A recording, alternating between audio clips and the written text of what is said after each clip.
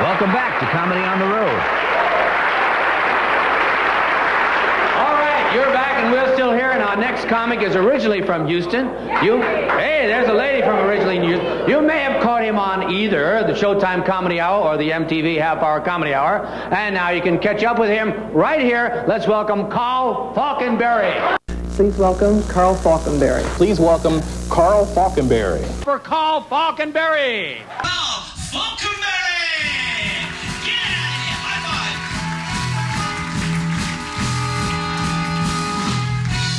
And I worked all the cruise lines. I worked this pitiful cruise line a while back. Little bitty tiny company, they've got one ship. It's old and keeps breaking down. This is a true story. It took us 2 days to get from Freeport in the Bahamas to West Palm Beach. That's 70 miles. 2 days. I told the captain, I think his name was Gilligan. I said, man, we're not moving. He goes, yeah, we are. We're doing 4 knots. I saw a piece of driftwood doing 5 knots. 2 Cubans in an inner tube passed us. Captain offered to pick them up. They said, no thanks, we're in a hurry. Well, when I was a kid, my dad made us go camping every summer. That was my vacation. Every summer. All right, kids, load up the car. We're going camping. We're going to get away from all this. I'm like, get away from all what? Indoor plumbing? Yeah, Dad, all that flushing and bathing regularly really has me stressed out. How about a week of sleeping on a rock and peeing on a log? Going to be real refreshing. I have a brother and sister. They were mean to me. They should tell me I was adopted. I was stupid enough to believe them. I could run to my mom. Mom,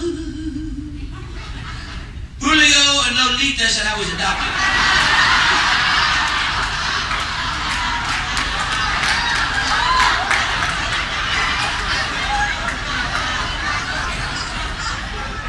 Yeah, I should tell them to knock it off.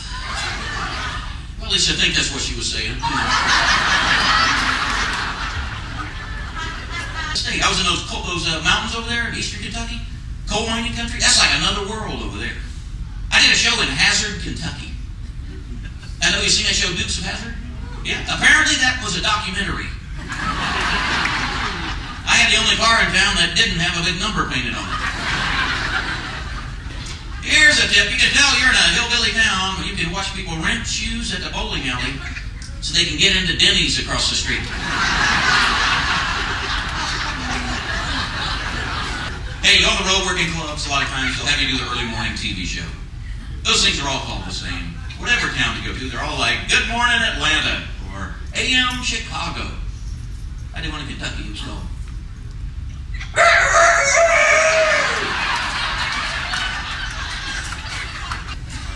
Here's one in the paper a while back. This guy went to work, asked the boss for a raise, didn't get a raise. So he got a gun and he shot everybody in the office. What an idiot. Now, not only is he not getting a raise, I'd say his vacation time is in jeopardy.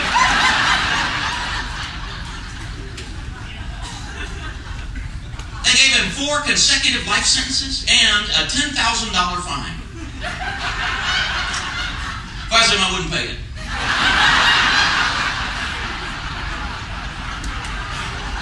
You're looking at 4 lifetimes in prison? What's a little bad credit at that point?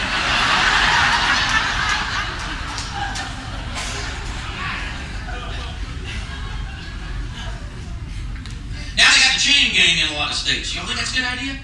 Yep, I do too. I think they're misapplying the whole concept. Forget that trash on the side of the road. Put those orange jumpsuits on those guys. Use them as cones where we have freeway construction going on.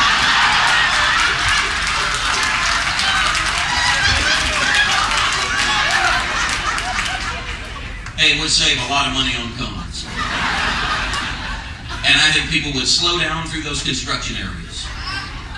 And if they don't, what the heck, we still saved a lot of money on cones, didn't we? What do you want?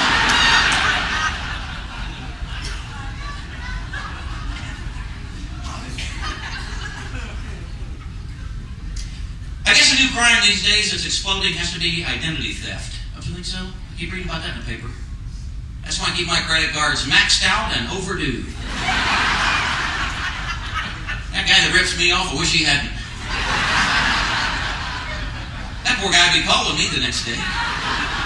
You think you could make a Visa payment? You just embarrassed the heck out of me at Best Buy.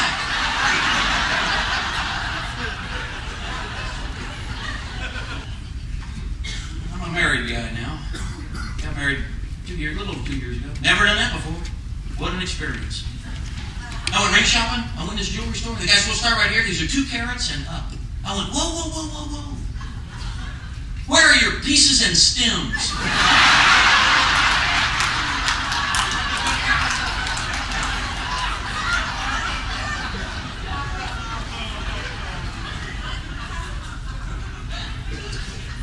We had a real short ceremony because, well, our water broke.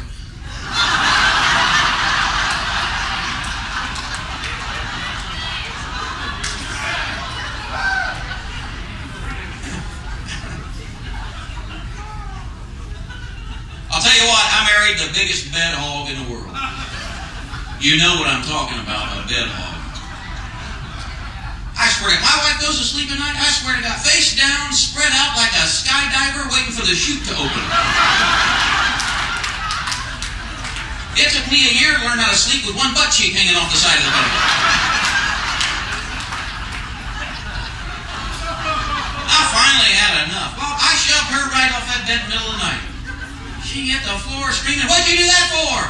I said, "Don't yell at me, your chute didn't open."